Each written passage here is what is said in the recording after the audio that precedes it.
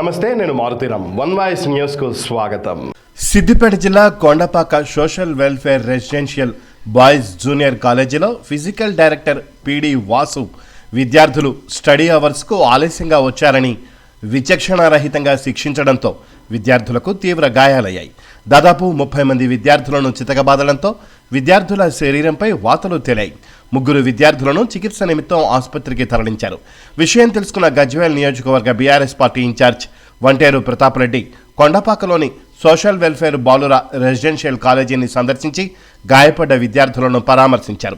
ఈ సందర్భంగా వంటేరు ప్రతాప్ రెడ్డి మాట్లాడుతూ వెంటనే జిల్లా కలెక్టర్ స్పందించి విద్యార్థులను పైశాచికంగా నిర్దాక్షిణ్యంగా చితకబాదిన ఫిజికల్ డైరెక్టర్ వాసుపై వెంటనే ఎఫ్ఐఆర్ నమోదు చేయించి విధుల నుంచి సస్పెండ్ చేయాలని డిమాండ్ చేశారు.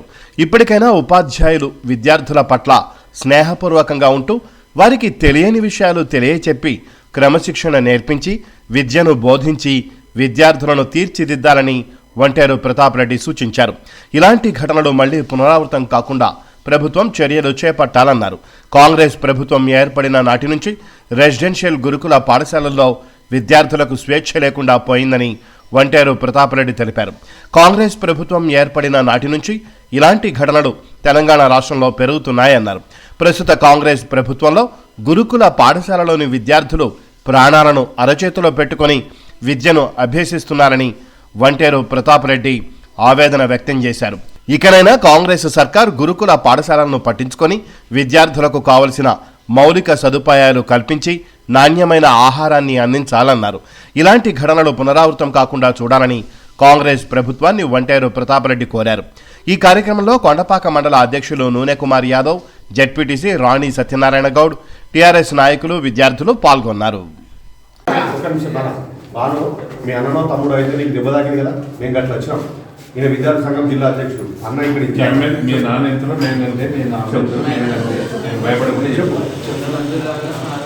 5 గంటలకు లేపాల్సిన వాచ్మెన్ అన్న 5:15కి లేపండి.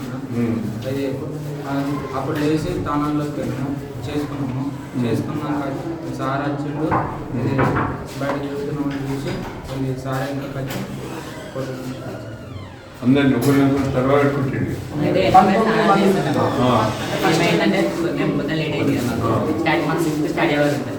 అప్పటికే స్టడీ అవర్ సార్ వచ్చి సార్ క్లాస్ రూమ్లో మేము బయట ఉన్నాం. మాకు లేట్ అయింది. అందరం మేము ఇంటర్మీడియట్ మొత్తము వాళ్ళు సార్ చేసుకోవాలి. అయితే సార్ వచ్చిన భయానికి సార్ అప్పటికి వచ్చినట్టు ఎంత వాళ్ళు సామాన్ చేసుకోవాలి చేసుకుని వెళ్ళిపోయారు.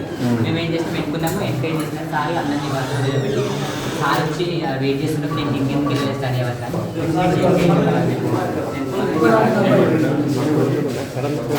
కానీ బయట ఉన్న అందరూ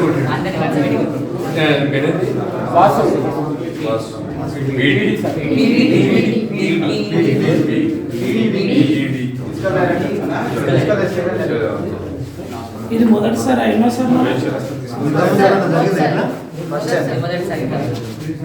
హాస్పిటల్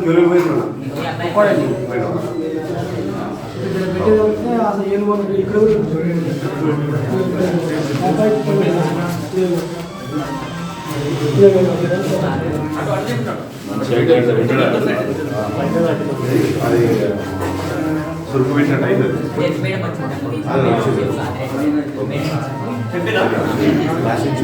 సంతకాలు కూడా పెట్టింది.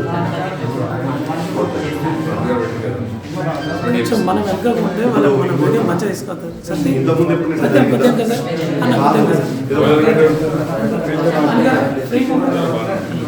సార్ కొంచెం అన్న దెబ్బలు తాగిన పిల్లలు ఒకసారి నుంచే వచ్చామండి. చదువుకున్నావు కాబట్టి నువ్వు నీకు జాబ్ వచ్చింది. నీకు నిన్ను కూడా వచ్చి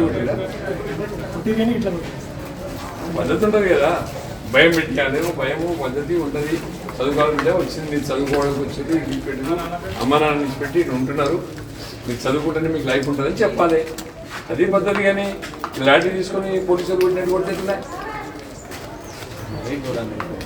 పోలీసు వాళ్ళు కూడా ఇంకా ముందు చూసుకొడతారు. ఇప్పుడు సావాలేదా పోలీసు మళ్ళీ వెళ్ళిపోయినా దొంగతనం కాబట్టి గ్రామం ఉన్నాడు.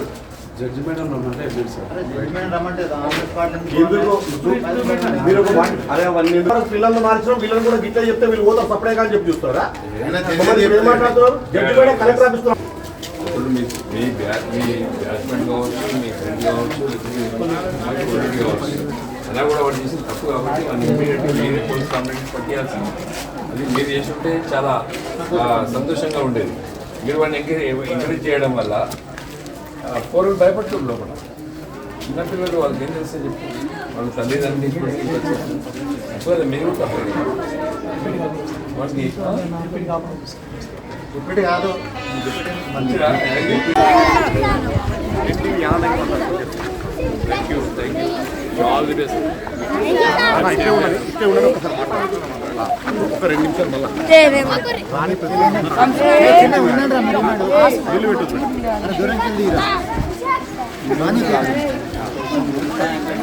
అదే ఉండండి పడతారు మీరు ఎంత కెమెరా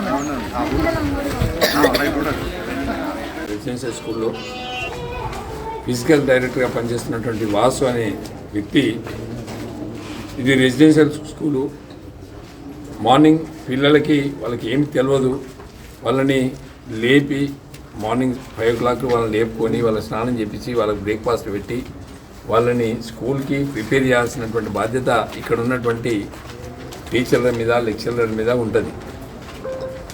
మరీ పైచాచికంగా గుడ్లను బాదినట్టు లాఠీ తీసుకొని దాదాపు 30 మంది మీద లాఠీ దెబ్బలు కొట్టడం వల్ల పిల్లలు ఇంటర్మీడియట్ చేస్తే దాదాపు 16-17 సంవత్సరాలు ఉంటారు. వాళ్ళు భయభ్రాంతులకు గురై కనీసం లోపలికి పోతే మా టీచర్లు మమ్మల్ని చంపేస్తారు, మేము చెప్పలేము, మేము చెప్తే మమ్మల్ని రేపటి నుండి హరాస్మెంట్ చేస్తారని చెప్పి మాట్లాడుతూ ఉన్నారు. అంటే తెలంగాణ రాష్ట్రంలో కాంగ్రెస్ ప్రభుత్వం వచ్చినాక రెసిడెన్షియల్ స్కూళ్ళల్లో స్వేచ్ఛ లేకుండా పోయింది, కనీసం చెప్పుకునే పరిస్థితి కూడా లేకుండా పోయింది. పేరెంట్స్ కూడా లోపల రానివ్వట్లేదు. ఎవరైనా అపోజిషన్ వాళ్ళు స్కూల్ విజిట్ చేస్తే కూడా లోపల రానివ్వట్లేదు. ఇప్పటికే దాదాపుగా 58 మంది పిల్లలు మరణించిండ్రు. ఎక్కడ పడితే అక్కడ ఫుడ్ పాయిజన్ అవుతుంది. ఒక భయానకమైనటువంటి వాతావరణంలో తెలంగాణ రెసిడెన్షియల్ స్కూళ్ళు ఉన్నాయి.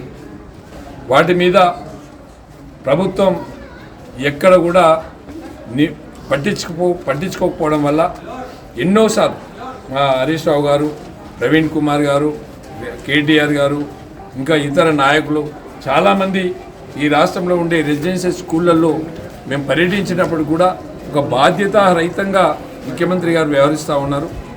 మరి మేము గతంలో కూడా కేసీఆర్ గారు దాదాపుగా 800 స్కూళ్ళు రెసిడెన్షియల్ స్కూళ్ళు పెట్టారు. తెలంగాణ రాకముందు 208 రెసిడెన్షియల్ స్కూళ్ళు ఉండే, అలాంటిది 1008 అంటే 800 రెసిడెన్షియల్ స్కూల్ తీసుకొచ్చినాం. 800 రెసిడెన్షియల్ స్కూళ్ళలో కూడా మంచి భోజనం ఇచ్చి, మంచి ఎడ్యుకేషన్ ఇచ్చి, ఈ తెలంగాణ రాష్ట్రంలో మేము చదువుకుంటే రెసిడెన్షియల్ స్కూల్లో చదువుకుంటామన్నటువంటి వాతావరణాన్ని క్రియేట్ చేసింది కేసీఆర్ గారి ప్రభుత్వం. మరి ఇవాళ తెలంగాణ రాష్ట్రంలో కాంగ్రెస్ ప్రభుత్వం వచ్చాక మరి ఇక్కడ చదువుకోవాలంటేనే భయపడే పరిస్థితి, ప్రాణాలని అరిచేతిలో పెట్టి బతికే పరిస్థితి ఉంది. కాబట్టి మా డిమాండ్ ఏంటంటే కలెక్టర్ గారు, జడ్జి గారు, మేడం గారు కూడా వచ్చారంట. మరి కలెక్టర్ గారు కూడా మేము విజ్ఞప్తి చేస్తున్నాం, మరి వెంటనే వీళ్ళ మీద యాక్షన్ తీసుకొని ఎవరైతే వాసు ఉన్నాడో అతని మీద ఎఫ్ఐఆర్ చేసి వెంటనే జైలుకు పంపించాలి. మళ్ళీ ఆయనను సస్పెండ్ చేయాలి, రిమూవ్ చేయాలి. మొత్తం ఒకరిని రిమూవ్ చేసినట్టు అయితే ఇంకొక టీచర్ కూడా రెస్పాన్సిబిలిటీతో పనిచేస్తారు, బాధ్యతతో పనిచేస్తారు.